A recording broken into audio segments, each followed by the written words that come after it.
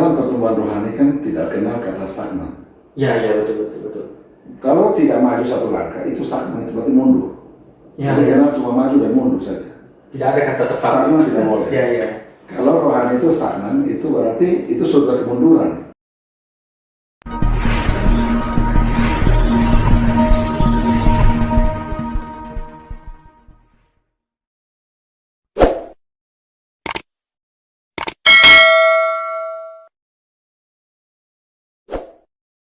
Oke, halo semuanya, selamat datang di Malole Channel episode yang pertama.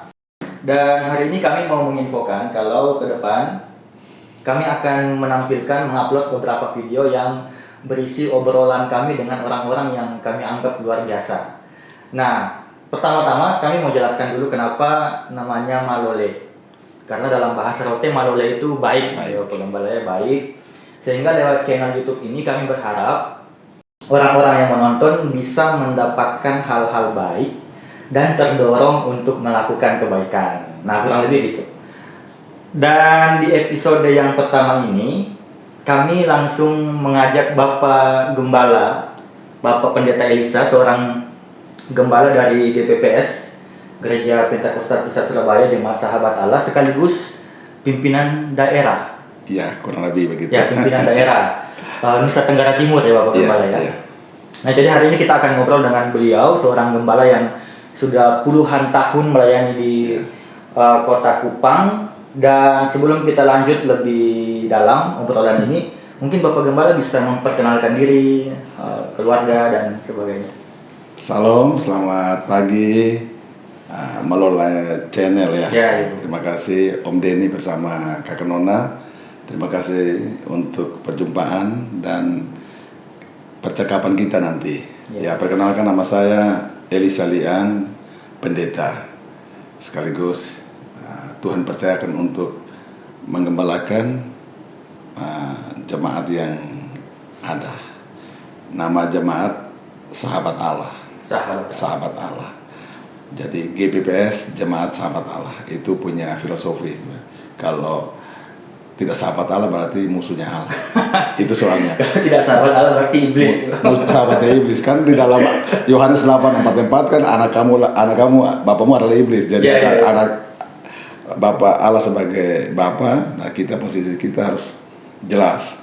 Itu sebabnya latar belakang gereja ini saya yang menamai dia sahabat Allah. Paling tidak jemaat merasa bangga bahwa dia identitasnya jelas sahabat Allah sekaligus berjemaat di jemaat sahabat Allah. Jadi dipaksa dari atas dan dari bawah gitu. Begitu. Jadi sebetulnya ini Bapak Gembala, ini filosofi sekaligus tujuan mungkin ya. Salah satunya. Jadi filosofinya sahabat Allah dan tujuannya setiap jemaat akan menjadi sahabat Allah. Wah, keren filosofi penamaan jemaat. Tapi itu Bapak sendiri yang waktu itu saya menamai tiga nama. Saya bilang ya sudah kasih nama Exodus saja. Tapi mereka lidahnya tidak mampu sebut Exodus. Jemaat ini kan kebanyakan awal itu orang-orang sederhana yang orang-orang imigran dari Rote dari mana-mana. Yang kedua, mereka tidak setuju dengan Exodus. Saya bilang ya sudah diaspora saja karena kalian semua rata-rata bukan orang asli Kupang, orang-orang diaspora lah. Walaupun bukan karena latar belakang iman tapi karena ekonomi jadi mereka berdiaspora ke Kupang dan sekitarnya. Tapi mereka juga tidak senang dengan nama itu, kelihatannya tidak familiar begitu. Saya bilang diaspora itu artinya ini. Lah sudahlah sahabat Allah saja. Sahabat Allah ini tidak ada pilihan lain lagi, harus pilih. Dan mereka setuju gitu. Jadi memang saya sudah kondisikan tiga nama itu dan sahabat Allah. Ya, akhirnya sahabat Allah yang disetujui oleh mereka. Gampang diucap dan filosofinya juga bagus. Dan tujuannya juga bagus. Oke, terima kasih Bapak Gembala. Bapak Gembala ini kalau di Kota Kupang sendiri pelayanan sudah berapa tahun dan bagaimana Bapak memulai pelayanan di Kota Kupang khususnya di PPS Jemaat Sahabat Allah? Tepatnya 24 April 2005. 24 April. Jadi sekarang sudah masuk tahun ke-17. Sweet 17 ya. Sudah nona manis. Sudah ini ya kalau dewasa gitu. Sudah kalau orang di kampung sudah punya satu anak. Sudah. Betul. Memang harusnya begitu dan gereja pun harus demikian. Tapi itulah, saya sudah bisa mengevaluasi 17 tahun. Jadi ya puji Tuhan, 17 tahun. Nah, kami memulainya karena jamaat kita latar belakang kan orang-orang biasa. Itu orang-orang yang jual sayur, orang-orang yang jual daging tetelan. Ya. Dan waduh susah-susah dah 2005 itu. Jadi kita ya, saya harus bagaimana pertama tuh mensolidkan mereka dulu, konsolidasi, karena awalnya di satu gereja lalu bermasalah, Papa titipkan di situ kan bermasalah, lalu mereka ini kan tidak bergereja sekian lama. Jadi mereka bersurat ke Papa minta kalau bisa kami diakomodir, ya opo dibuka jalan, bukakan jalan keluar. Lalu Papa datang mengakomodir keinginan mereka. Mereka mengatakan bahwa kami yang buka gereja, tapi mereka harus minta saya harus kembali. Intinya begitu dah. Intinya begitu. Nah, saya memang waktu itu belum fokus pelayanan dalam arti penggembalaan. Setelah saya keluar dari sekolah kitab, saya pikir sudah keliling-keliling NTT dulu, dari Lotef ke Flores, keliling-keliling. Flores kan luas lebar gitu. Jadi memang ya memulainya dengan apa yang saya dapat dari sekolah, background sekolah, apa yang saya amati dari Papa, lalu apa yang saya selama itu bantu di Surabaya. Saya di Surabaya kurang lebih 9 tahunan, yang saya bantu di sebuah pelayanan gereja perintisan. Jadi apa yang saya belajar sama Bapak Pendeta di sana, saya pulang coba dengan jemaat yang mulai awal start ini, saya kasih tahu kalau saya konsep gerejanya tidak di rumahan, saya bilang. Saya juga tidak mau model-model ke PD, saya main nama gereja, saya bilang, karena kita sudah memenuhi syarat gereja lokal. Jadi, oke, saya harus buat yang gereja, lapor ke Kementerian Agama, lapor ke mana-mana, sehingga semua berjalan baik. Oke, tadi saya menarik Bapak Gembala waktu Bapak bilang kalau ternyata ayah juga pendeta. Iya. Nah, ini biasanya begini Bapak Gembala, yang sering terjadi kalau bapaknya pendeta, anaknya biasa tidak mau jadi pendeta.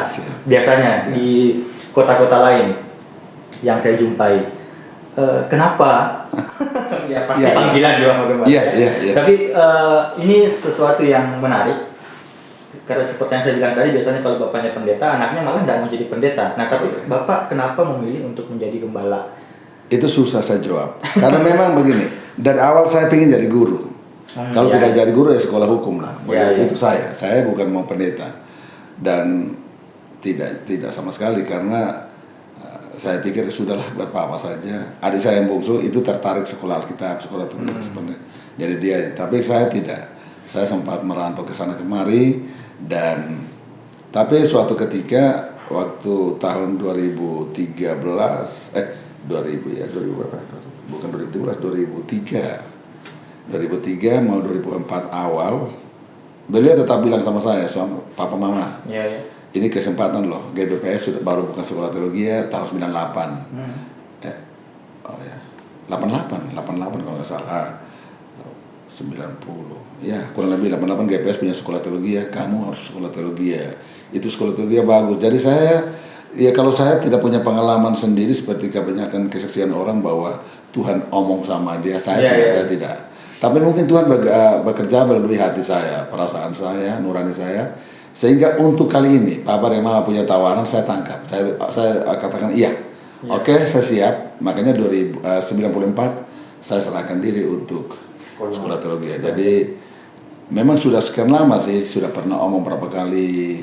90 saya tamat, saya berangkat ke Dili, merantau. Terus tetap ketika jumpa ngomongnya sama. Dan saya tidak pernah punya pikiran mau jadi pendeta. Tidak. Tetapi untuk kali ini yang 94 itu, pernyataan mereka, permintaan mereka, dan itu saya jawab iya. Nah, saya tidak tahu apakah itu karena suara Tuhan, apakah itu pekerjaan Roh Kudus atau apa, tapi ya itulah panggilan saya, modalnya seperti itu sih. Iya, betul. Tapi setelah sekian puluh tahun pelayanan, akhirnya itu terkonfirmasi memang itu panggilan Bapak Gembala ya. Jadi ya kurang lebih seperti itu Om Denny, karena di asrama kan Om Denny tahu. Betul. Pembentukan alamiahnya di situ. Jadi penyaringan di situ, dan ya masuk sekian puluh orang. Nanti tidak seleksi alam, sisa sebagian. Dan saya juga nyaris waktu itu. Nyaris karena saya berpikir, waduh sekolah teologi kok repot ini. Tapi akhirnya di dalam pergumulan di dalam asrama dan bertahun-tahun saya di Jawa, saya menemukan bahwa memang saya panggilan di sini. Panggilan di sini. Dan memang saya tidak bisa melarikan diri. Tidak bisa melarikan diri. Itu kata menarik, tidak bisa melarikan diri Bapak Gembala. Jadi mau kemanapun, apapun tetap jadi ini ya. Jadi panggilan itu tetap akan terkonfirmasi. Jadi sebetulnya Bapak Gembala juga waktu bilang iya ke Bapak itu artinya Bapak Gembala juga melihat sebuah teladan yang baik.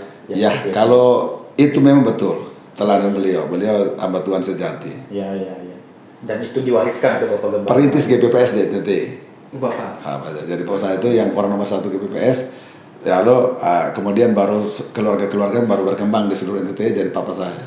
Oh luar biasa. Tapi itu pertama di Rote Bapak. Di Rote. Jadi GPPS ini persoalannya di situ, bukan gereja yang bergerak.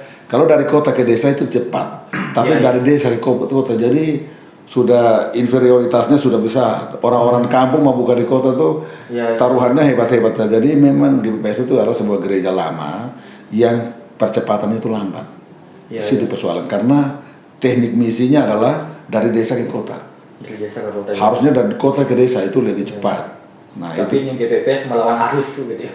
Iya, karena memang papa saya di desa. Iya. Lah temannya pendiri GPPS, pendeta Ishak Leo Santoso almarhum, pendiri GPPS itu ketika keluar dari GPDI kontak papa saya, maka papa saya sama gerbongnya tuh pimpin rame-rame GPPS itu.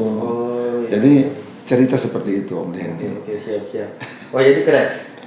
Menarik sekali nih filosofi misinya gitu ya. Nah tadi Bapak Gembala sempat ngomong soal misi, terus dari desa ke kota. Nah sekarang DPPS Jemaat Sahabat Allah dan beberapa GPPS yang lain kan ada di Kota Kupang. Betul. Nah tapi kalau menurut Bapak Gembala sendiri, termasuk DPPS Jemaat Sahabat Allah, kalau bicara tentang misi kan perintisan gereja itu selalu berbicara tentang misi. Bagaimana Bapak Gembala mendefinisikan misi dan bagaimana jemaat ini gambaran tentang misi dari jemaat GPPS Jemaat Sahabat Allah.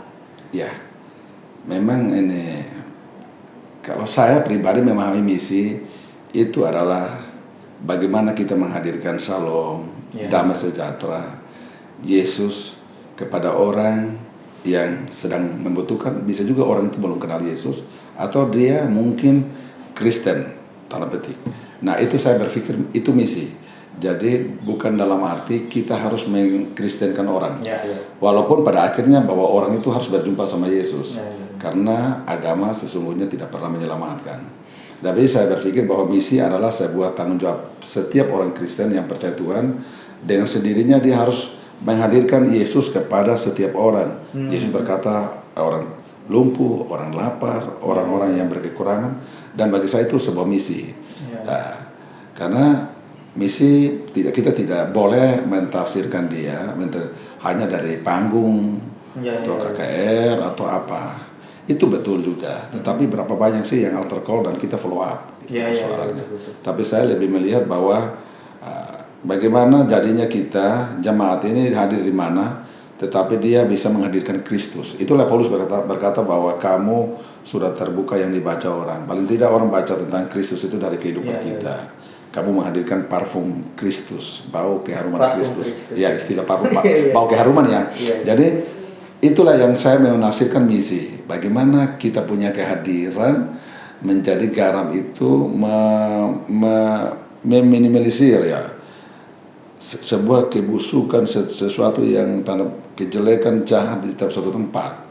Kehadiran kita garam itu kan paling tidak untuk itu mencegah kebusukan, menghadirkan rasa yang nyaman. Nah bagi saya itu saya paham misi seperti itu. Walaupun mungkin metode-metodenya saya tidak jelaskan memakai metode A, B, C, D, tapi lebih baik kita menghadirkan kehidupan kita menjadi sebuah berkat bagi orang lain. Saya tertarik tadi itu Bapak Gembala dengan parfum Kristus. Parfum Kristus. Itu artinya orang tuh bisa lewat kehadiran kita, dia bisa merasakan begitu ya kehadiran Kristus. Jadi sebetulnya itu yang disebut misi ya Bapak Gembala. Karena konteks kita beda dengan konteks mayoritas non Kristen. Kalau kita di daerah Kristen seperti ini, memang kita harus di situ posisinya. Dalam arti gini, tetap kita harus mengarahkan orang kenal Yesus karena ada pengkategorian Kristen sejati, Kristen KTP, dan itu kita tidak bisa bohongi. Waktu lahir sudah Kristen kok, tapi dia belum buat pengakuan iman pribadi, belum menerima Yesus. Nah, bagaimana kita kalau menginjili dia, nanti dia bilang saya sudah Kristen. Betul. Dan gereja sudah begitu ketatnya bilang, sudah mengklaim bahwa itu adalah umat mereka, umat gereja. Sehingga bagaimana orang ini, karena daerah mayoritas Kristen ini kalau yang masuk penjara ini kan orang Kristen semua. Iya, betul. Saya pernah dengar itu juga Bapak Gembala. Penuhnya penjara kita kan orang Kristen. Orang Kristen. Non Kristennya 9%. Artinya apa? Kalau kita menginjili dia bilang saya sudah tahu Yesus masalahnya. Nah, jadi saya pikir marilah kita dengan misi saya, kalau saya berpikir misi menghadirkan Kristus dengan pola hidup, walaupun tetap verbal kita harus sampaikan. Dan dia harus buat pengakuan pribadi. Pada akhirnya dia harus ke situ. Dia harus terima Yesus secara pribadi. Tetapi langkah awal kita hadir dengan kehidupan. Mungkin itu. Jadi saya lebih suka tidak terlalu ekstrim sekali menyerang gelap, tapi nyalakan lilin saja, dengan sendirinya gelap itu akan sadar bahwa ini lingkupan terang. Iya. Betul Bapak Gembala. Saya setuju. Jadi mungkin saya bisa sedikit menyimpulkan juga kalau sebetulnya misi itu bukan cuma sekedar penginjilan, tapi mengenal seluruh kehidupan orang yang kita mau berkati gitu. Dan itu yang Tuhan Yesus ajarkan dan contohkan kan, tentang yang tadi orang lumpuh disembuhkan, kemudian orang yang lapar dipuaskan, yang haus semua Tuhan Yesus lakukan itu. Jadi betul-betul holistik. Memang misinya holistik, dan itu yang better lagi berpikir. Nah, karena itu ke depan ini saya sudah bilang sama rekan-rekan pelayanan dalam, saya juga ada buka diskusi-diskusi dengan para pelayan tempat ini. Saya bilang tahun depan itu adalah tahun kita mulai sesuatu yang agak lebar lagi, lebih luas lagi sedikit. Mungkin tadi 17 tahun harus punya anak. 17 tahun. Dan memang harus ke depan. Gereja harus begitu. Kalau tidak, wah ini bahaya nih. Ini rasa nyaman saja tidak boleh. Iya, betul. Karena di Kupang mayoritas Kristen, kita jadi nyaman ya Bapak Gembala, nyaman sekali. Tidak boleh. Betul. Nah, tadi saya sempat dengar Bapak Gembala bilang 11 kakak. Ya, 11 kakak dengan 4 berapa? Kurang lebih 30-40 orang. 40 orang. Nah, sekarang kalau jemaat sudah berapa banyak Bapak Gembala? Nah, ini di sini saja kan? Di sini saja mungkin ya 150 sampai 200 ada ya. Yang terdaftar. Itu yang soal. Yang terdaftar itu kan banyak. Iya. Tapi artinya 17 tahun ada perkembangan yang secara kuantitas. Tapi itu bukan karena visi saya dari awal gereja ini bangun langsung. Saya punya visi begini. Mau pernyataan yang saya buat, menjadi jemaat teladan dalam pertumbuhan, persekutuan dan pertumbuhan. Itu harus dalam dua hal ini. Jadi persekutuan itu harus teladan dan pertumbuhan. Jadi pertumbuhannya mungkin secara kuantitas dalam rentang waktu 17 tahun kelihatan orang bilang itu maju. Itu relatif juga sih. Karena ada orang 1 tahun juga meledak dengan cara-cara yang tapi saya persekutuan ini itulah yang mana. Persekutuan itu adalah bagaimana saya meniru gereja mula-mula, itu yang menjadi persekutuan itu kualitas yang mereka bangun. Dan akhirnya kuantitasnya Tuhan tambahkan setiap hari. Dan itu yang saya pikir entahkah sudah capek atau belum, saya belum mana. Jadi tadi malam saya masih kumpulin Mevin dan teman-teman para pelayan Tuhan sini. Saya masih omongin mereka terus, saya bilang saya kayaknya belum nyaman dengan kalian lihat ini visi di depan ini apa, saya bilang. Kita belum bisa jadi jemaat teladan, tapi itu kita menuju ke sana. Persekutuan kita harus jadi teladan dan kuantitas secara pertumbuhan. Jadi kalau dari 17 kakak jadi sekarang sekitar 60 atau 70 kakak kurang lebih, sekretaris yang tahu tadi ada berkeliaran di situ. Nah itu yang tahu, tapi saya kalau tidak pernah merasa itu sebuah pencapaian yang tidak. Karena istilah saya tadi terdaftar itu sangat menyakitkan kadang-kadang. Ya tapi ini ya, maksudnya saya berapa kali tertarik dengan Bapak Gembala punya kalimat tidak puas dengan itu. Bukan sebuah kesombongan sebetulnya Bapak Gembala, tapi ada sebuah perasaan bahwa kita pertumbuhan itu adalah sebuah proses yang terus terjadi. Harus terus terjadi tidak boleh stagnan ya Bapak Gembala ya. Jadi tidak boleh puas dengan kuantitas, tapi kualitas imannya yang harus dibangun lebih karena itu lebih mendasar ya Bapak Gembala ya. dalam pertumbuhan rohani kan tidak kenal kata stagnan. Ya, betul. Kalau tidak maju satu langkah itu stagnan, itu berarti mundur. Ya, Jadi kenal cuma maju dan mundur saja. Tidak ada kata tetap. Stagnan tidak boleh. Ya. Kalau rohani itu stagnan, itu berarti itu sudah kemunduran. Kalau stagnan itu berarti mundur. Ini perlu dicatat. Kalau stagnan berarti itu mundur. Dalam hal kerohanian tidak bisa. Ya. Karena kita mesti dari sehari ke sehari. Mungkin tidak cepat, tapi harus maju. Ya. Dan itu harus tumbuh. Nah kalau stagnan itu sudah masuk kelompok kemunduran. Itu saya punya pemahaman. Ya. Jadi saya berpikir, waduh ini kita stagnan tidak bisa. Ya, harus maju. Harus benar. Nah karena itu kita mesti buat bagaimana aksi-aksi yang harus kita supaya jemaat ini sesuai dengan apa yang bilang jemaat teladan dalam persekutuan dan sekaligus pertumbuhan. Pertumbuhan ngikut. Tapi persekutuan ini yang dibangun di dalamnya diajar firman, pemuritan yang kerjasama dengan teman-teman, Om Deddy dan teman-teman. Bagi saya itu aksi-aksi yang untuk mencapai visi tadi. Jemaat teladan itu karena tidak bisa. Dan tidak boleh, saya bilang sama jemaat sini, tidak ada kata di dalam pertumbuhan rohani, tidak ada kata, kenal kata berdiri di tempat. Itu khusus hanya baris berbaris saja. Baris berbaris itu berdiri di tempat, gerak gitu. Tapi kalau di pertumbuhan rohani, selangkah demi selangkah harus maju. Nah itu. Walaupun lambat ya. Lambat. Yang penting maju. Yang penting maju karena ya kita juga tahu ya dalam Alkitab kalau tidak salah di mana ya. Paulus menanam, Apollos yang menyiram, tapi Tuhan yang memberi pertumbuhan. Jadi memang tugas Bapak Gembala dan kita semua adalah menanam dan menyiram seperti pertumbuhan. Tapi saya rasa kalau kita juga mengerjakan itu dengan tulus, dengan sekuat tenaga, dengan penuh iman, saya juga merasa maksudnya yakin kalau Tuhan pasti akan beri pertumbuhan di Bapak Gembala. Amin. Jadi kita yakin kalau jemaat IWP Sahabat Allah akan terus bertumbuh. Ya mungkin nanti Bapak Gembala ya kita tidak tahu sampai kapan Tuhan mempercayakan jemaat ini, tapi kita percaya ini akan terus dilanjutkan ya Bapak Gembala oleh generasi-generasi yang lebih sedang mempersiapkan regenerasi karena kita nih kuat-kuatan hebatnya itu usia saja, dari usia saja, jangan kan omong Tuhan dulu lah. Usia kita saja sudah kalau saya sudah 53. Rasa kayak masih 35 rasanya. Tapi itu rasanya saya. Usia tidak bisa dibohongi. Kalau dia bilang stop, usiamu sudah gini sudah. Apalagi di atas intervensi korelatornya, ya kan? Betul. Jadi memang tadi malam di dalam pertemuan saya sama rekan-rekan para pelayan Tuhan, saya bilang sama mereka, memang jadi salah satu materi regenerasi. Saya bilang betul. Saya sadar itu. Dan itu tidak bisa one man show, tidak bisa juga. Tidak ada regenerasi, harus mempersiapkan itu semua. Betul.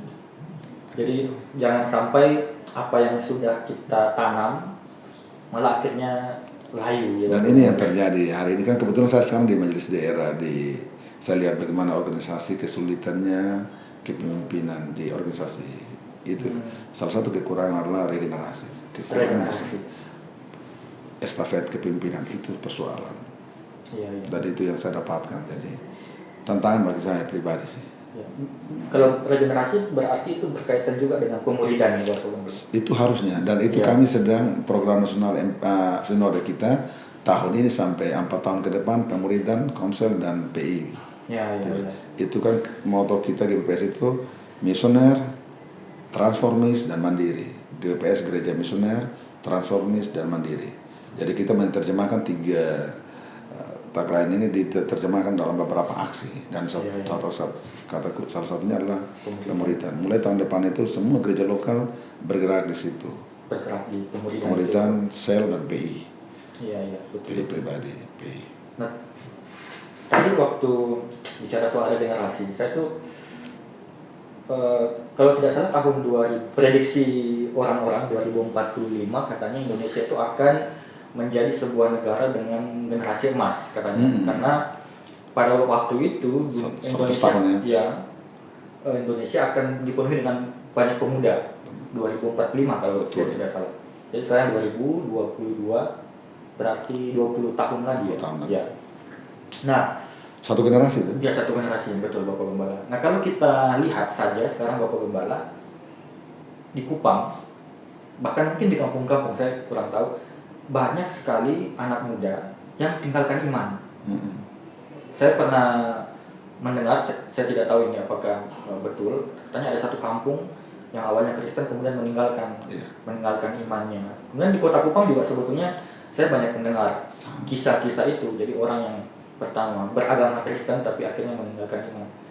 Menurut Bapak Gembala sendiri, sebetulnya apa yang perlu kita evaluasi dengan kita dan gereja, dan kenapa fenomena ini bisa terjadi dan masif, Bapak Gembala?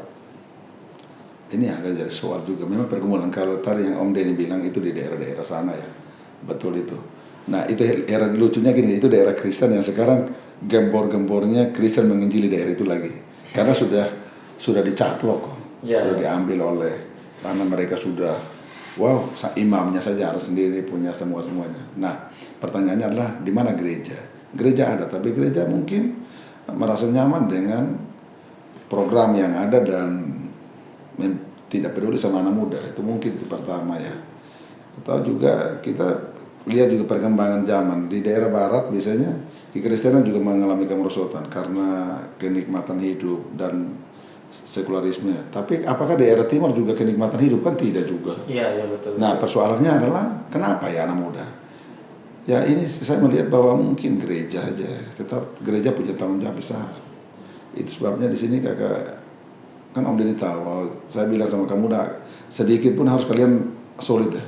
Yeah. Solid, saling ini saling memperhatikan, karena kita bergerak, orang lain juga bergerak untuk kepentingan iman mereka. Iya betul, nah, betul. Ada yang karena masalah mau pernikahan, akhirnya harus pindah agama. Ada yang karena pekerjaan tidak ada, dapat kerja pindah agama. Ya, bilang begitu memang menyedihkan sih. Terus terangnya saya juga alami itu pribadi. Di keluarga itu dulu ada anak tinggal sama saya dan dia harus menikah sama laki orang lain. Dia takut sekali dengan saya, tapi saya pada akhirnya saya bilang, saya tidak terlalu masalah sekali kalau itu pilihan iman itu kan, agama itu kan pilihan pribadi. Saya juga melihat bahwa tidak ada yang pernah terjadi kebetulan di dunia ini. Yohanes mencatat, kalau bukan aku yang menarik, tidak seorang pun datang kepada Bapa. Kalau bukan Bapa yang menarik, tidak ada seorang pun. Artinya bahwa kita harus kembali pada akhirnya Tuhan tahu persis siapa miliknya dan siapa bukan miliknya. Tetapi kalau yang Om Denny tanyakan, ya saya pribadi kembali kepada gereja dan keluarga. Nah itu kalau anak muda itu biasanya dari kecil orang tua juga membiarkan anak-anak tidak diterakomodir di sebuah gereja yang baik, jadi mereka bertumbuh bebas. Nah hari ini fenomena ini makin muncul gila lagi. Kan makin modern, semua sudah punya internet ini, jadi anak-anak ya difasilitasi semua, tak usah gereja itu. Dan hari ini gampang sekali pengaruh. Saya pikir pada akhirnya nanti Om Denny ke depan ini tantangan buat kita semua, gereja dan kita khususnya pelayan-pelayan kaum muda, mesti memikirkan bagaimana cara menghimpun mereka. Acara-acara, aksi-aksi yang perlu untuk membuat. Nah saya dengar Om Denny dan teman-teman juga ada kegiatan itu kan. Teruskan itu, karena bahaya sekali karena orang tua akhir-akhir ini karena fokus pada kerjaan, fokus pada hal lain dan membiarkan anak-anak tumbuh sendiri, itu membahayakan sekali. Betul. Mereka mengkonsumsi sesuatu yang informasi yang tidak bisa pada akhirnya mereka berpikir bahwa semua agama sama.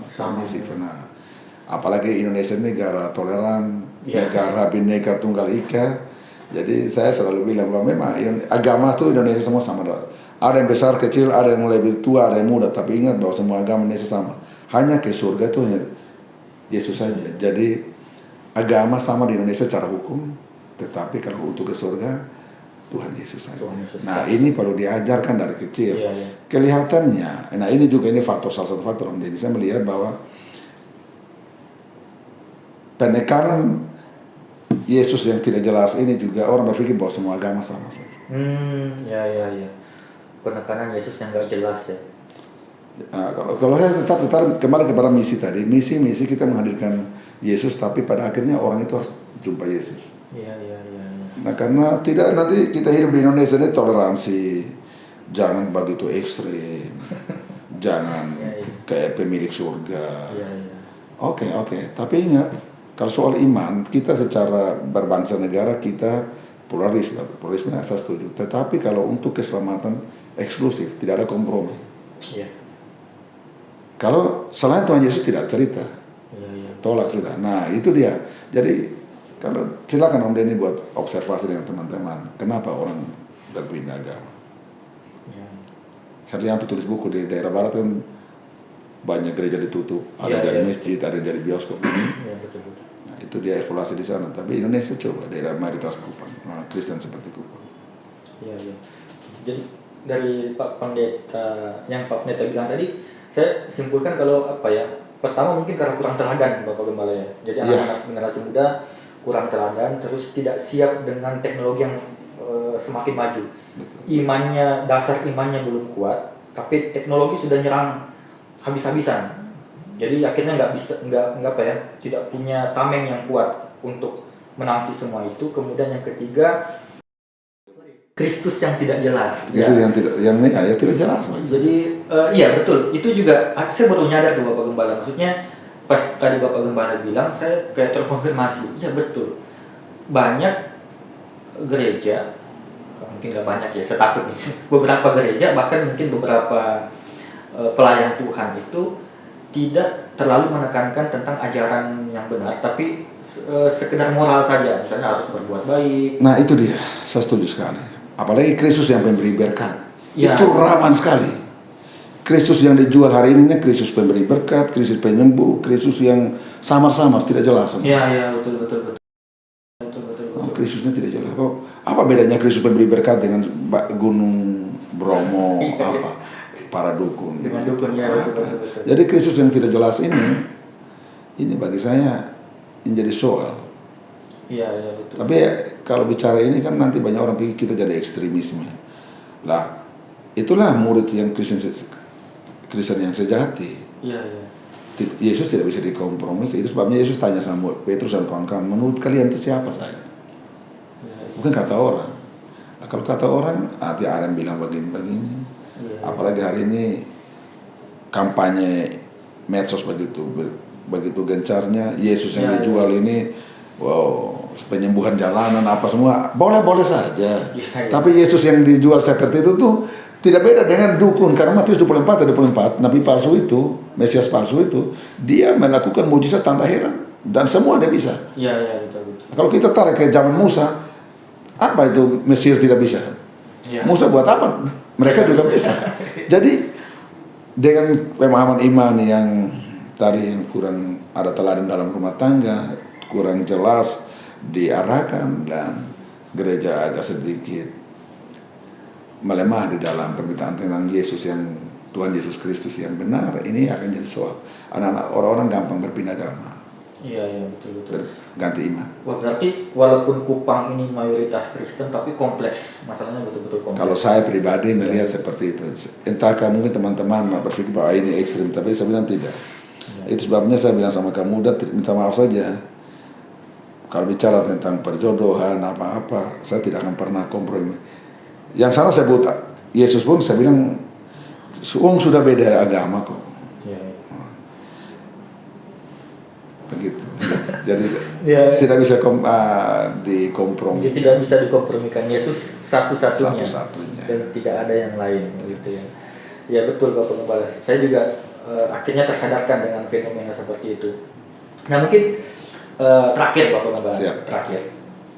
Pesan, tadi kan kita bicara tentang regenerasi.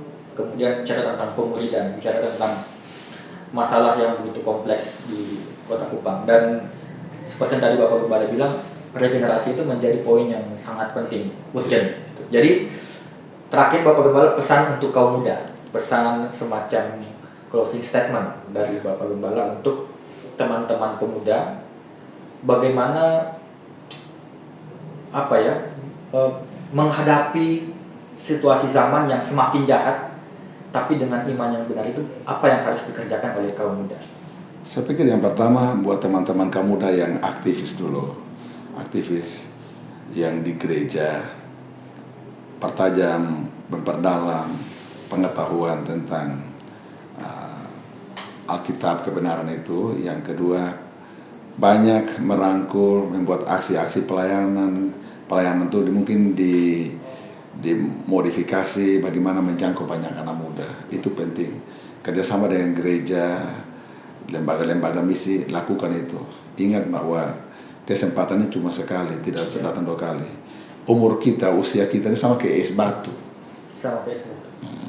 Kotong manusia ini punya umur itu sama kayak es batu. Jadi kotong masih muda nih, punya kesempatan masih muda. Nanti kalau saya sudah 50-an, setengah abad lebih begini, mau datang ke anak muda juga dengan sendirinya mereka merasa jauh dari saya, karena ini orang sudah putih-putih semua nih, bulu rambutnya semua. Nah, jadi ingat bahwa umur kita ini seperti es batu tadi. Es batu kenapa? Kas keluar dari besar-besar gimana pun dia akan mencair terus-terus. Ya kan? Hidup ini kan begitu, usia kita kan masih bertambah terus. Kesempatan masih ada, masih muda, lakukan di dalam waktu yang ada nih. Lakukan yang bisa menjangkau banyak anak muda. Ingat bahwa mereka tuh bukan tidak perlu Kristus. Mereka mungkin perlu Kristus dan pasti perlu Kristus. Persoalannya adalah mereka tidak ada yang datangi, mereka tidak ada yang ngajak, mereka tidak ada yang dihimpun dan segalanya. Jadi tolong kamu udah bergerak sudah. Gereja pasti senang itu. Gereja senang karena apa? Gereja itu, muda itu adalah tulang punggung gereja. Kotong yang seorang tua ini akan cepat. Es batunya akan cair habis. Tetapi anak muda ini kan masih baru keluar dari freezer ini, jadi masih berproses lama, berproses untuk mencair kasih habis ini. Nah, lakukanlah kesempatan yang ada itu, lakukan yang terbaik, jangkau banyak anak muda. Betul. Saya tahu Om Denny dan teman-teman sampai di Kupang meninggalin keluarga, tanah air, menikah, bawa istri ke sini semua, bahkan semua saya itu sampai heran-heran orang-orang kok. Tapi itulah panggilan ya. Betul. Dan menjangkau bukan cuma orang tua tapi anak muda. Fokusnya anak muda ya. Saya dukung 100% Om Denny. Pesan saya, semoga Om Denny dan teman-teman bisa meregenerasi, menghimpun banyak di Kupang ini orang-orang yang terpanggilan begitu, lalu menjangkau yang banyak. Mereka perlukan Kristus. Terima kasih Bapak Gembala untuk Tuhan berkati waktunya, untuk sharingnya. Tapi sekali lagi saya betul-betul terberkati dengan kalimat Bapak Gembala. Stagnan itu berarti kemunduran. Stagnan itu mundur. Kalau di dalam pertemuan rohani tidak kenal kata stagnan. Kalau maju, maka kalau bukan maju berarti mundur. Entah kau mau stagnan atau apa itu kemunduran. Itu kemunduran. Nah, dia hanya kenal maju saja. Selangkah, 2 langkah, oke maju pelan-pelan maju. Bahkan mungkin merangkak maju Bapak. Terus pokoknya cara apapun, karena sampai hancur-hancur tetap maju pelan-pelan. Tetapi kalau di tempat lalu menonton, nah itu sudah kemunduran. Betul. Terima kasih Bapak Gembala untuk waktunya. Tuhan berkati Om Denny dan teman. Sukses pelayanannya. Siap. Iya. YouTube-nya. Terima kasih Bapak Gembala. Oke teman-teman, terima kasih. Sekian episode pertama hari ini. Sampai jumpa di episode yang selanjutnya. Shalom. Salam, Tuhan berkati.